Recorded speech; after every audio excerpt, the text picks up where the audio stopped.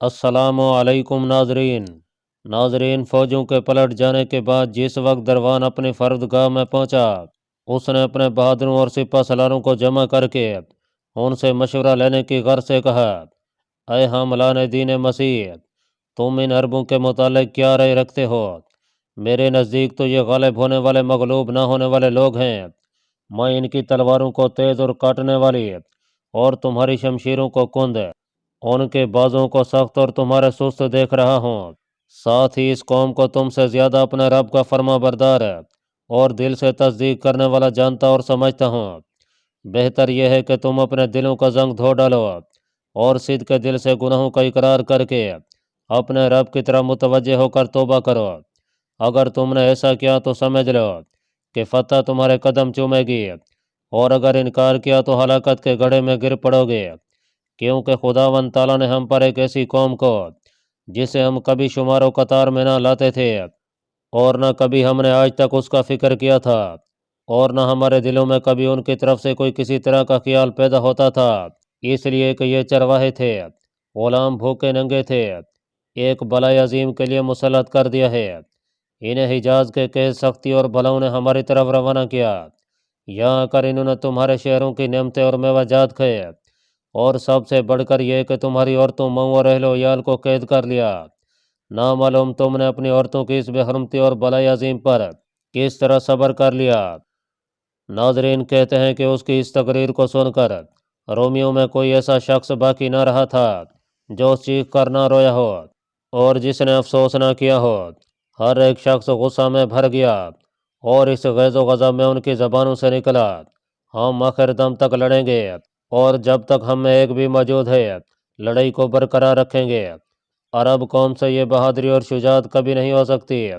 हम उन्हें तलवारों से कत्ल कर देंगे, नेज़ों से बांध लेंगे, तीरों से छान देंगे, और जिन बातों का आपने जिक्र किया है हरगिज़ ना होने देंगे।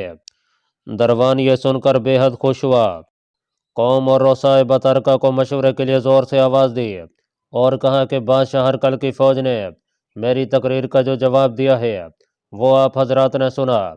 कौम में से एक शख्स ने जवाब दिया, आए दरवान, तो इन लोगों की बात पर भरोसा ना कर और ये समझ के तू ऐसी कौम के साथ उलझा है जिनसे किसी तरह ओहदा बरहा नहीं हो सकता। क्या तूने अपनी आंखों से नहीं देखा कि उनमें एक शख्स हमारे तमाम लश्कर पर हमला आवर हो जाता है और हमारी जमीयत और कसरत से किसी तरह नहीं घबराता, और जब तक हम में से चंद आदमियों को कत्ल नहीं कर देता वापस नहीं जाता।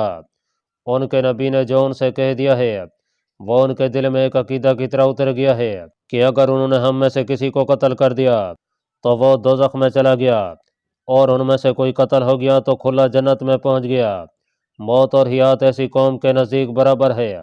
हम में से अब तक एक खल्के कसीर कत्ल हो चुकी है और उनके चंद आदमी काम आए हैं। सो मैं तेरे वास्ते ऐसी कौम से कोई उम्मीद की सूरत नहीं देखता। अलबत्ता अगर तू किसी तरकीब से उनके सरदार तक पहुंच जाए और उसको कत्ल कर दे तो फिर ये सब के सब खुद हजीमत खा के भाग पड़ेंगे, मगर उनके सरदार तक पहुंचना भी किसी हिला और मक्कर का मोहताज है। दरवान ये सुनकर कहने लगा, उनमें कौन सा हीला चल सकता है? ये सरदार फिर बोला और कहने लगा कि इसकी एक तरकीब है कि तू बहम गुफ्तगू और सवाल जवाब के लिए उसे बुला। जिस वक्त तुम दोनों अलहदा किसी जगह इकट्ठे हो जाओ तो जल्दी करके उसका गला दबा ले और अपने उन आदमियों को जिन्हें पहले ही इस काम के लिए घात में बिठा दिया हो आवाज़ दे। दरवान ने कहा, मैं किसी तरकीब और तरीके से उस तक नहीं पहुंच सकता, इसलिए कि वो निहायत बहादुर और सख्त आदमी है। उन तक पहुंचना निहायत मुश्किल अमर है। दूसरे ये कि ना मैं उनसे बात कर सकता हूँ, ना उनका शिकार मुझसे हो सकता है। बतरीक सरदार फिर बोला, अच्छा मैं एक ऐसी बात बताता हूँ, अगर तू वो कर ले तो उनके सरदार तक पहुँच जाएगा और तुझे कोई ज़रर नहीं पहुँचेगा। वो ये कि तू अपने 10 निहायत बहादुर अस्करी अपने जाने से पहले एक कमीन गाह में छुपा के बिठा दे, फिर उसे बुला और उसी जगह के करीब जहाँ वो 10 आदमी छुपे हुए हों बातचीत और गुफ्तगू के बहाने उसे लेके बैठ जा और बातों में मुनहमिक कर ले।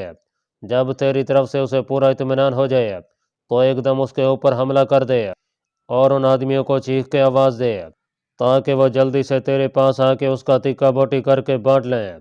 दरवान ये तरकीब सुनकर बहुत खुश हुआ اس کے چہرے پر فرحت و انبساط کی ایک لہر دوڑ گئی اور کہنے لگا یہ ترکیب واقعی بہت اچھی ہے اور میری رائے بھی یہی ہے، مگر یہ کام رات کو ہو سکتا ہے۔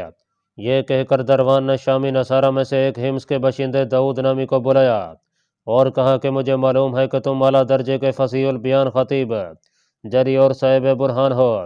میں چاہتا ہوں کہ تم ان عربوں کے پاس جاؤ اور ان سے کہو کہ کل تک وہ جنگ کو موقوف رکھیں، نیز یہ بھی کہو کہ کل صبح بہت سویرے ان کا سردار ہمارے پاس ہے تاکہ میں خود اس کے پاس جاؤں اور صلح کے متعلق کچھ گفتگو کروں۔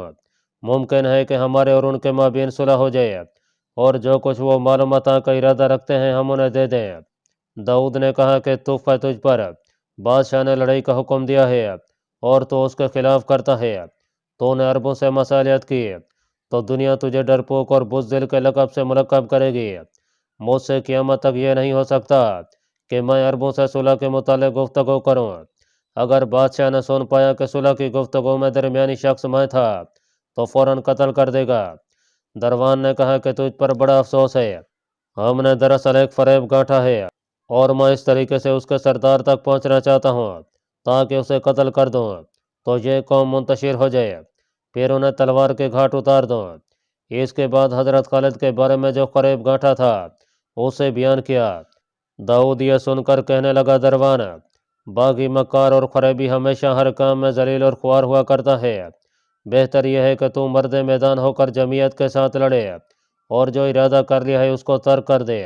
دروان یہ سن کر غصہ میں بھر گیا اور کہا کہ میں تو سے اس کام میں مشورہ نہیں لیتا بلکہ حکم دیتا ہوں کہ میرا پیغام پہنچا دے اور جو میں کہتا ہوں وہ کر اور خام خواہ کی لڑائی چھوڑ۔ داؤد نے کہا کہ بہت بہتر، اور یہ کہہ کر چل دیا، مگر دل نے اس کی اس بات کو قبول نہ کیا۔ وہ خود بخود کہنے لگا کہ دروان نے شاید اپنے بیٹے کے پاس جانے کا ارادہ کر لیا ہے جو ایسی باتیں کرتا ہے۔ یہ چل کے مسلمانوں کے لشکر کے قریب جا کر کھڑا ہوا اور زور سے آواز دے کر کہا کہ یا معاشر العرب، کیا خون ریزی اور قتل پر بس نہیں کرتے؟ اللہ تعالیٰ تم سے اس کے متعلق سوال کریں گے۔ ہم ایک امر پر متفق ہو گئے ہیں اور ہمیں امید ہے کہ اس کی بدولت صلح ہو جائے گی۔ تمہارے سردار کو چاہیے کہ وہ میرے پاس ہے تاکہ میں جس غرض سے آیا ہوں اس کے سامنے بیان کروں، یا اپنے بجائے کسی ایسے دوسرے شخص کو بھیجے جو کچھ میں اس سے کہوں وہ اس تک پہنچا دے۔ یہ ابھی اپنی بات پوری نہیں کرنے پایا تھا کہ حضرت خالد بن ولید ذرا پہنے ہاتھ میں نیزہ لیے جس کو ایک نہایت اعلیٰ درجے کے گھوڑے کے دونوں کانوں کے درمیان میں رکھا تھا نکلے۔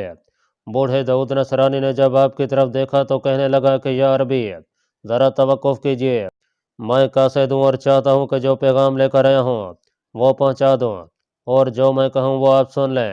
نیزے کو آپ ذرا دور رکھیں تاکہ میں آپ سے کچھ کہہ بھی سکوں۔ آپ نے نیزہ کو ہٹایا اور زین کی کربوس میں رکھ کے اس کے قریب ہوئے۔ میں اس غرض سے حاضر ہوا ہوں کہ ہمارا سردار اور سپہ سالار خون ریزی کو برا سمجھتا ہے اور آپ حضرات کے ساتھ لڑائی نہیں رکھتا۔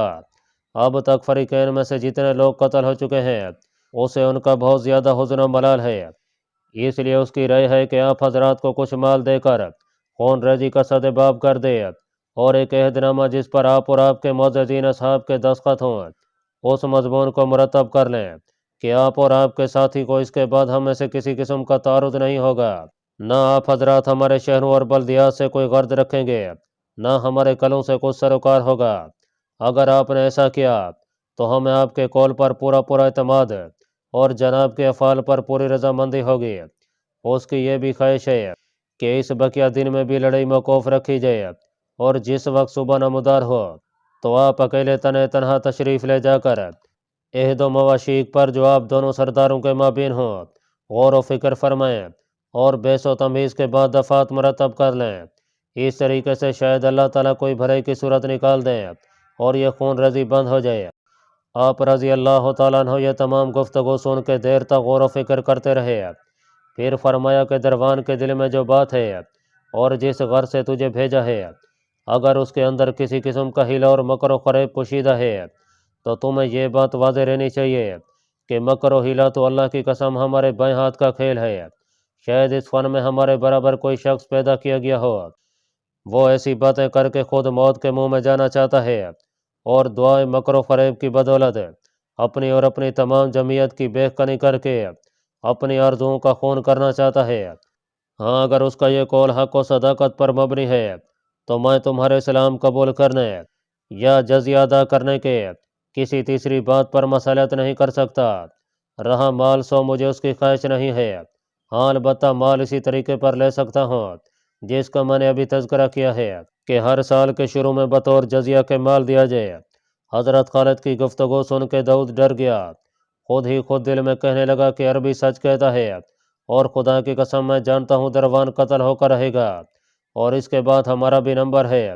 بہتری اسی میں ہے کہ میں عربی سے بات کر کے اپنی اور اپنی اولاد کے لیے امان مانگ لوں۔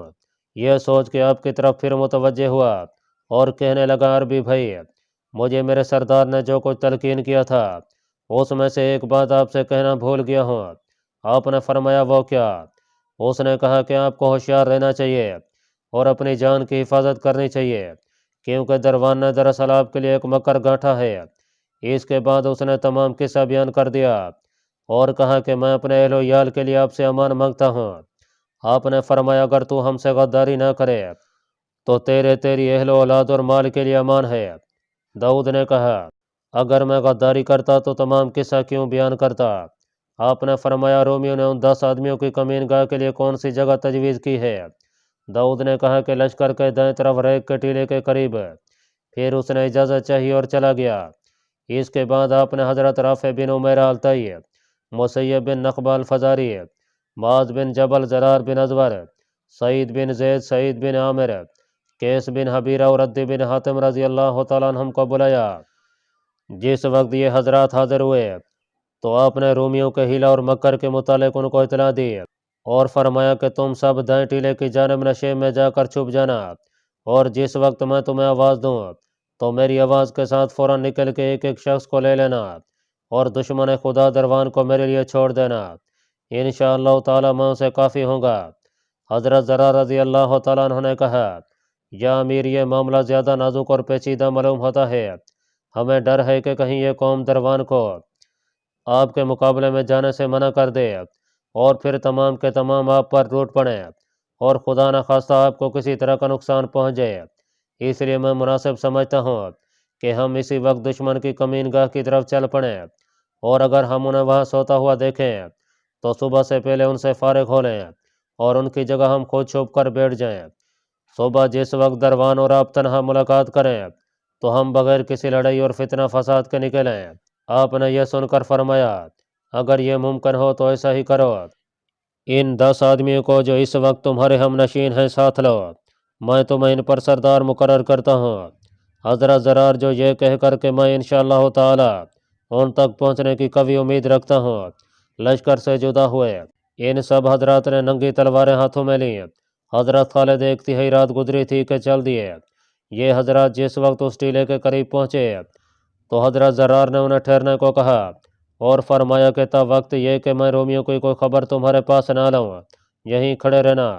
آپ نے کپڑے اتارے، تلوار ہاتھ میں لی اور آہستہ آہستہ پہاڑ اور ریت کے ٹیلوں کی آڑ میں ہوتے ہوئے چلے۔ جس وقت آپ موقع پر پہنچے تو چونکہ رومی تمام دن کے تھکے ہارے تھے اس لیے مزے کی نیند لے رہے تھے۔ آپ کا ارادہ ہوا کہ انہیں موت کی نیند سلا دیں، مگر پھر آپ نے سوچا کہ ممکن ہے کہ قتل کے وقت اس طرح کی حالت میں ایک دوسرے کو جگا دیں۔ یہ سوچ کے آپ اپنے ساتھیوں کے پاس تشریف لائے اور فرمایا، تمہیں خوشخبری ہو، تلواریں برہنہ کر لو اور ان کے پاس پہنچ کے قتل کر دو۔ انہوں نے زرہوں کو اتار دیا، تلواریں میان سے بہر کیں۔ حضرت زرار رضی اللہ تعالیٰ عنہ ان کے آگے ہوئے اور یہ سب آپ کے پیچھے پیچھے چل دیے۔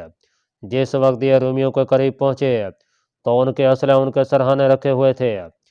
مسلمانوں نے تلواروں کو بلند کر کے ان کی گردنیں اور منہ پر اس زور سے مارا کہ تلواروں سے ضربیں دینے کی بجائے ان کا تکہ بوٹی کر کے رکھ دیا۔ پھر ان کے ہتھیار اور سامان کو اپنے قبضہ میں کیا اور حضرت زرار نے فرمایا کہ تمہیں مبارک ہو، یہ پہلی فتح ہے۔ صبح کی سفیدی نے رات کی سیاہی سے منہ نکالنا شروع کیا، روشنی نمودار ہوئی۔ یہ حضرات مجتمع ہوئے، اپنے کپڑے نکال دیے اور رومیوں کا لباس زیب تن کر لیا اور چھپ کر بیٹھ گئے۔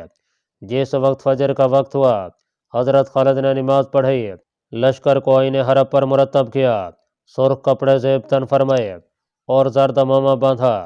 इसी तरह रोमियो ने भी साफ बंदी की, हथियार लगाए और फिर सलीबें बुलंद की। मुसलमान तैयारी में ही थे कि रोमियो के कलब लश्कर में से एक सवार निकल के कहने लगा, या मुआशरुल अरब, जो कल हमारे तुम्हारे माबेन मुआहदा हो चुका था वो क्या हुआ? क्या वो तोड़ दिया गया? हजरत खालिद भी ये सुनकर निकले और फरमाया, हमारा शेवा गद्दारी नहीं है। सवार ने कहा कि दरवान चाहता है कि आप उसके पास जाके कुछ बातचीत करें ताकि मालूम हो सके कि आप और वो किस अमर पर मुतफिक हुए हैं। आपने फरमाया, तुम लौट के उसे इतला दो और उससे कहो कि मैं आ रहा हूँ। उसने पहुंचकर हजरत खालिद बिन वलीद का जवाब सुनाया। खुदाई दुश्मन उस वक्त ज़रा पहने टोपी सर पर रखकर और ताज लगा के चल दिया। हजरत खालिद बिन वलीद ने उसे इस शान और शौकत के साथ देकर फरमाया, ये चीज़ें मुसलमानों के लिए माल गनीमत होंगी इंशाअल्लाह ताला। इसके बाद आपने हजरत अबू उबैदा से कहा, मेरा गालिब गुमान है कि ज़रार मैं अपने साथियों के दुश्मनों तक ज़रूर पहुंच गए होंगे। जिस वक्त आप मुझे हमला करते देखें तो आप भी लश्कर के साथ हमला कर दें। फिर आपने मुसलमानों को सलाम किया और तशरीफ़ ले गए। जिस वक्त खुदा के दुश्मन दरबान ने आप और आपके लिबास को देखा तो बहुत मुताज्जिब हुआ और समझा कि वो मेरे ही पास आ रहे हैं। ये समझ के वो टीले के करीब हो गया। जिस वक्त आप उसके नज़दीक पहुंचे तो वो खच्चर से उतर पड़ा। हजरत खालिद भी घोड़े से उतरे और ये दोनों टीले के करीब ही बैठ गए। दरबान ने हजरत खालिद के खौफ से तलवार को हाथ में ही रखा। आप उसके सामने बैठे और फरमाया, जो कुछ कहना चाहता है कहे, मगर सच बोलना, तरीक़े हक़ को इख्तियार करना और यह समझ ले कि तू ऐसे शख्स के सामने बैठा है जो किसी के मकरो हिला की ज़रा बराबर परवाह नहीं करता। दरबान ने कहा कि खालिद, इस वक्त मामला मेरे तुम्हारे दरमियान है। जो कुछ तुम्हारा इरादा और ख्वाहिश है इस वक्त मुझसे बयान कर दो। लोगों की खून रेजी से बाज आओ और ये याद रखो कि जो कुछ तुम्हारे अफ़ाल व अमाल और लोगों का कत्ल खून है, खुदावंद ताला के यहाँ इसकी तुमसे बाज परस होगी। अगर तुम्हें दुनिया की ख्वाहिश है और हमारे माल की ज़रूरत है या हमसे कुछ लेना चाहते हो तो मैं बतौर सदका और खैरात के देने में तुम्हारे लिए बुखल से काम नहीं लूँगा। अब जो तुम्हें मंजूर हो कहो और हमसे थोड़ी ही रकम पर किनायत कर लो। आपने यह सुनकर फरमाया, नसरानियत के कुत्ते, अल्लाह अज़्ज़ा व जल ने हमें तुम्हारे सदक़ात से मुस्तगना और तुम्हारे अम्वाल को हमारे लिए हिलाल कर दिया है कि हम इसे आपस में तकसीम कर लें, और तुम्हारी औरतों और बच्चों को हमारे वास्ते जायज़ कर दिया है। हाँ, अगर तुम ये पढ़ लो कि ला इलाहा इल्लल्लाह मुहम्मदुर रसूलुल्लाह तो तुम हमारे भाई हो, लेकिन अगर इसका इनकार करोगे तो फिर हमारे तुम्हारे दरमियान सबसे बेहतर फैसला करने वाली तलवार है, और वल्लाह हमें लड़ाई की ख्वाहिश बहुत ज़्यादा है। तेरी ये बातें इस किस्म की नहीं जैसी कि हमारे साथ अब तक हमसे सुलह करने वालों ने की हैं, और अगर मुझे मेरे लश्कर और कौम से दूर अलहदा देखकर ऐसी बातें करता है या मुझे अकेला समझकर जो तेरे जी में कर मैं मौजूद हूँ और इंशाअल्लाह ताला तुझे काफ़ी होगा। दरबान हज़रत खालिद रज़ी अल्लाह तआला अन्हु की ये गुफ्तगू सुनकर कमीन गाह के आदमियों पर भरोसा करके बगैर तलवार सोते एक जुस्त लगा के उठा और बढ़कर आपके दोनों बाजू पकड़ लिए। आप भी जवाबी हमला करने के लिए उसकी तरफ बढ़े और उससे लिपट गए। उसके बाजू पर अपने हाथ की एक ज़रब दी और एक ने दूसरे को खूब मजबूती के साथ पकड़ लिया। दरबान ने अपने आदमियों को ललकार कर आवाज़ दी और कहा कि जल्दी दौड़ो, सलीब ने अरब के सरदार को मेरे कब्ज़ा में कर दिया है। यह अभी पूरा कहने भी नहीं पाया था कि असहाब रसूल सल्लल्लाहु अलैहि वसल्लम ने जो टीले के करीब बैठे थे उसकी आवाज़ को सुना। पुराने कपड़ों और उन जरहों को जो ये उस वक्त पहन रखे थे उतार फेंका और तलवारें सौंध कर अकाब की तरह उसकी तरफ झपटे। ये हजरात इस हैया से दरबान की तरफ बढ़ रहे थे और ये उन्हें देखकर समझ रहा था कि ये मेरे ही आदमी हैं। हत्ता कि जिस वक्त ये उसके पास पहुंचे और उसने हजरत ज़रार को देखा तो ये कांप उठा, बाजू सुस्त पड़ गए और हजरत खालिद से कहने लगा कि मैं तुम्हें तुम्हारे माबूद का वास्ता देकर यह सवाल करता हूँ कि मुझे तुम ही कत्ल करना। इस शैतान की सूरत से चूँकि मुझे नफरत है इसलिए इसे कत्ल न करवाना। उस वक्त असहाब रसूल जो हजरत ज़रार के पीछे पीछे थे वो भी अपनी तलवारों को हिलाते और जुम्बश देते हुए पहुंच गए और हर एक ने उसके कत्ल में बढ़ जाने में जल्दी करनी चाहिए। हजरत खालिद ने उन्हें रोका और फरमाया, अपनी अपनी जगह इत्मीनान से खड़े रहो और जब तक मैं हुक्म ना दूँ इसे मोहलत दो। दरबान ने जब यह सख्ती और नया मंजर देखा तो उसके दिल में इस कदर दहशत हुई कि कांप के ज़मीन पर गिर पड़ा اور انگلی سے اشارہ کر کے امان امان پکارنے لگا۔ حضرت خالد بن ولید نے فرمایا، امان اسی شخص کو دی جاتی ہے جو اس کا اہل ہو، اور تو ایک ایسا شخص ہے کہ تو نے ہم سے صلح کے متعلق ظاہر کیا اور دل میں مکر و فریب بھرے رکھا۔ حضرت خالد بن ولید کے یہ الفاظ سن کر حضرت زرار نے اسے اب بالکل مہلت نہ دی اور اس کے شانے کی ہڈی پر زور سے تلوار ماری، اونچے کے اس کے سر پر سے تاج اتارا اور کہا کہ جو شخص کسی چیز کو جلدی بڑھ کے اٹھائے اس کی ملکیت کا وہی شخص زیادہ مستحق ہے۔ یہ دیکھ کے مجاہدین کی تلواریں بڑھیں اور ٹکڑے ٹکڑے کر کے سرخرو ہو گئیں۔ حضرات صحابہ کرام رضوان اللہ تعالی علیہم اجمعین نے اس کے کپڑوں کو مال غنیمت تصور کر کے قبضہ میں لے لیا۔ حضرت خالد اپنے ساتھیوں کی طرف متوجہ ہوئے اور فرمایا، اے قوم، رومیوں کا لشکر چونکہ اپنے سپہ سالار کا منتظر اور چشم برا ہوگا، اس لیے مجھے خوف ہے کہ وہ کہیں تم پر نہ ٹوٹ پڑے، لہٰذا بہتر ہے کہ وردان کا سر فوراً کاٹ لو۔ ان رومیوں کا جو پرانا لباس تمہارے پاس موجود ہے اسے پہن لو اور ان کے مقابلے کے واسطے تیار ہو جاؤ۔ جب تم ان کے قریب جاؤ تو تکبیر کے نعرے لگا کر حملہ کر دو۔ تمہاری تکبیروں کو سن کر تمام مسلمان حملہ کر دیں گے۔ مسلمانوں نے اپنے مقتول کا لباس اتار کر اسی کی زرہ پہنی، اسلحہ زیب تن کیے رومیوں کی طرف چل دیے۔ دروان کا سر حضرت خالد کی تلوار کی نوک پر تھا۔ جس وقت یہ ٹیلے کی آڑ سے دونوں لشکروں کے سامنے آئے تو رومیوں کے لشکر کی طرف چلے۔ ان کے ادھر مڑنے اور چلنے سے رومیوں کو مغالطہ ہوا اور انہوں نے دروان کے سر کو حضرت خالد کا سر اور مسلمانوں کو اپنے ساتھی سمجھ کر خوشی کے نعرے مارنے شروع کیے اور شور و غل سے آسمان سر پر اٹھا لیا۔ مسلمانوں نے جب یہ حالت دیکھی تو گھبرا گئے اور یہ خوف ہوا کہ حضرت خالد شاید کسی مصیبت میں پھنس گئے۔ بعض نے دعا مانگنی شروع کی، بعض نے خوف کھایا اور بعض رونے لگے اور بعضوں نے چیخنا شروع کر دیا۔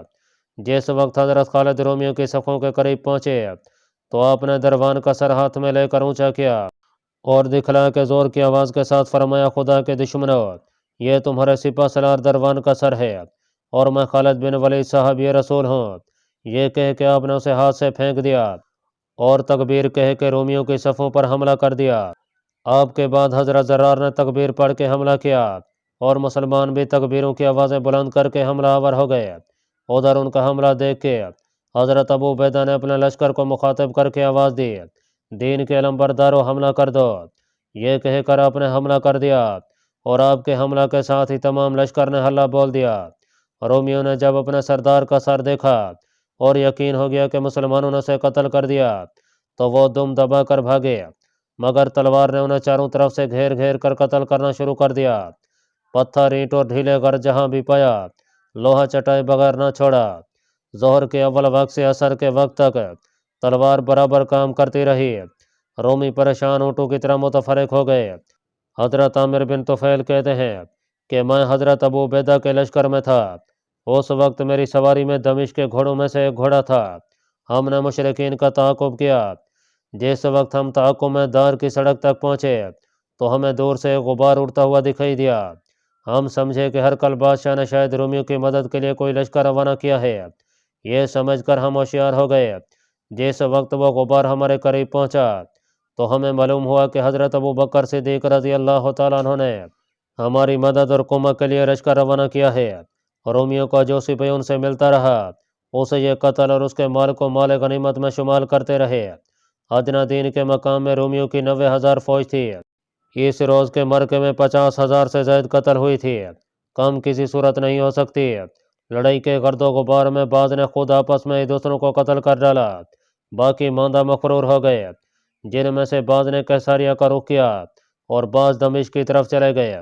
مسلمانوں کو اتنا مال غنیمت ہاتھ آیا کہ آج تک اس سے پہلے کسی دوسری لڑائی میں ہاتھ نہیں آیا تھا۔ سونے چاندی کی سلیبیں اور زنجیریں بے حساب ہاتھ ہیں۔ رافع بن عمیرہ کہتے ہیں کہ جس وقت حضرت خالد بن ولید نے حضرت ابو بکر صدیق کی خدمت میں فتح اجنادین کا رائزہ روانہ کیا تھا، اس کے بعد آپ نے فوراً دمشق کی طرف کوچ کر دیا تھا۔ اہل دمشق نے جس وقت اپنے دلوروں کے قتل اپنے لشکر نیز جو ہرقل نے اجنادین میں روانہ کیا تھا اس کی ہزیمت کی خبر سنی تو خوف کے مارے کلا بند ہو گئے۔ گاؤں کے باشندے اپنے اپنے دیہات اور بستیوں کو چھوڑ کر دمشق میں پناہ گزین ہوئے، قلعہ کا سامان درست کیا، تلواریں، ڈھالے اور نیزے اور منجنیق کی شیر پناہ کی دیواروں پر نصب کیں حضرت خالد بن ولید یہاں اس وقت پہنچے جب یہ بالکل محفوظ ہو چکے تھے۔ آپ کے لشکر کے ساتھ حضرت عمر بن عاص اور حضرت یزید بن ابو سفیان 2,000 لشکر اور حضرت شرجیل بن حسنہ اور حضرت عامر بن ربیعہ 1,000 فوج لے کر پہنچ گئے۔ اس کے بعد ہی حضرت معاذ بن جبل رضی اللہ تعالیٰ عنہ بھی 2,000 کی میت لے کر پہنچ گئے۔ اہل دمشق نے جس وقت مسلمانوں کی فوج کو اپنی طرف آتے دیکھا تو انہیں اپنی ہلاکت کا کافی یقین ہو گیا۔ وقدی رحمۃ اللہ علیہ کہتے ہیں کہ جب حضرت ابو عبیدہ بن جراح رضی اللہ تعالیٰ عنہ باب جابیہ پر پہنچ گئے تو آپ نے اپنی فوج کو لڑائی کا حکم فرمایا۔ اس کے بعد حضرت خالد بن ولید نے حضرت یزید بن ابی سفیان کو بلا کر ہدایت کی کہ تم اپنے ساتھیوں کو لے کر باب صغیر پر چلے جاؤ، اپنی قوم اور آدمیوں کی حفاظت کرنا۔ اگر شہر میں سے کوئی تمہارے مقابلے کو نکلے اور تم اپنے اندر تاب مقابلہ نہ پاؤ تو فوراً مجھے اطلاع دے دینا، میں انشاءاللہ تعالیٰ تمہاری مدد کو پہنچوں گا۔ اس کے بعد حضرت شرجیل بن حسنہ کو بلا کر فرمایا تم باب تومہ پر متعین ہو جاؤ اور احتیاط رکھو۔ اس دروازے کا حاکم تومہ نامی سنا ہے، بہت ہوشیار اور دلاور آدمی ہے، اپنی قوم کا سردار ہے اور بادشاہ ہرقل کے نزدیک اپنی شجاعت اور دلیری کی وجہ سے بہت محبوب ہے، اور اسی وجہ سے ہرقل نے اسے اپنی بیٹی کی شادی کی تھی۔ اگر وہ تم پر حملہ آور ہو تو مجھے خبر کر دینا۔ اللہ پاک کمی بیشی معاف فرمائے۔ اللہ آپ کا حامی و ناصر ہو، آمین۔